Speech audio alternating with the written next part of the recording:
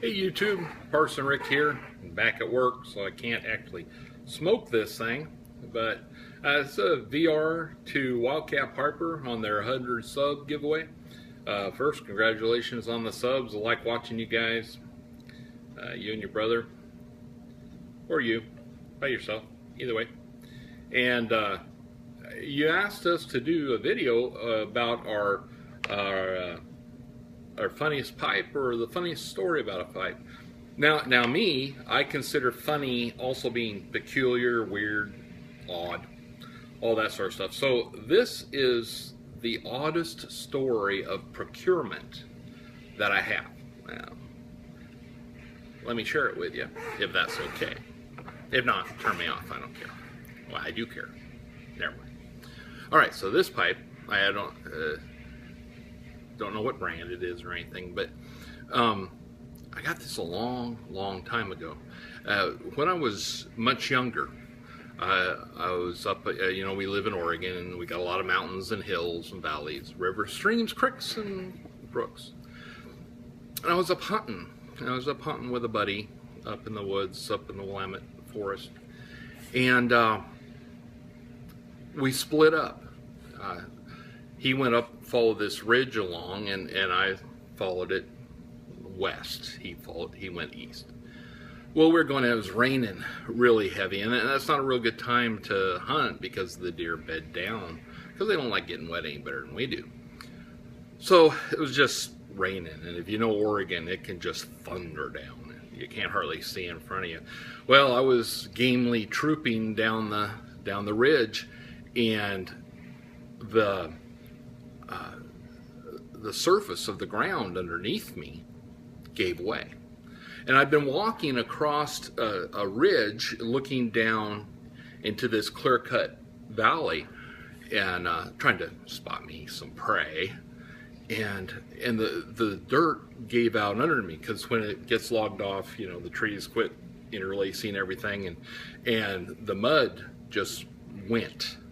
And I slid all the way down this hill, hundreds of yards, down to the bottom of this gully. Fortunately, I didn't fetch up against a stump or something like that. I just, there was obviously an old slide path. When they pull the logs up out of the ravine, it makes a trail, and those get very smooth and very slick.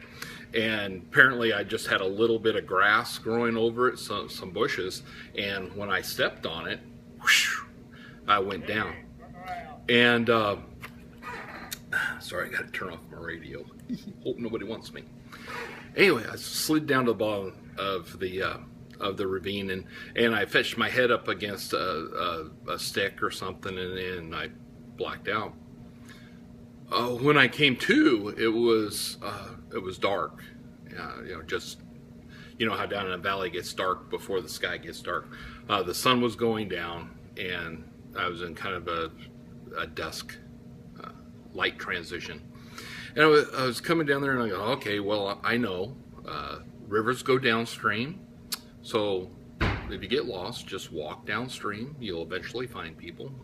So I started making my way downstream, but with the logging and everything, it was all lots of brush, and it was heavy going, and I was struggling pretty good, because if you've ever had a concussion, they just it's like a migraine, I guess. They just take over your head, and I was just blind. I couldn't see. I was feeling my way down, and I spent most of the night, several hours, just trying to make my way downhill, hoping that my partner would miss me at the meetup, that he would get help and somebody would find me. I know that when you're lost in the woods, you stay put. But I ignored that. I mean, like I said, I wasn't thinking. I just started trying to find my way out. And as I was going down the hill and trying to find safety, I was just thinking and praying. I said, man, somebody come and find me. I can't go back up that hill. It's still thundering down rain. There's no way I could have got up what I slid down. And like I said, my head was hurting. It was dark. I was starting to get a little scared. Yes, even me, I was getting a little scared. And and I started smelling this smell. And it was weird. It was like smoke, but it was sweet. And so I started following it. I thought, well, maybe there's a hunting camp around here. And I started following this smell, and I kept getting stronger and kept getting stronger. It was probably 45 minutes. I just kept following this smell. And eventually I came out on this little clearing.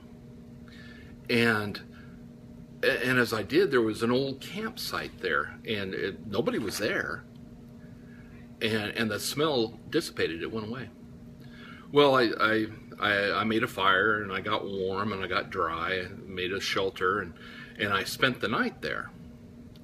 And the next morning, the sun came up, and I saw it was right by a logging road, and I just decided to stay there and wait. So I built up the fire, and as I walked over, and I pulled up an old log to sit on, I was just looking at some, just debris, and I moved the log, and there, at the base of the log, was this pipe.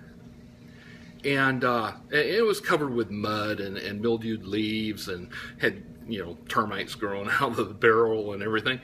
And as I sat there and I looked at this, I go, oh, that's weird, because it was like pipe smoke that brought me here. But it was old and cold and dead, and nobody had been in that campsite for how many years, I don't know.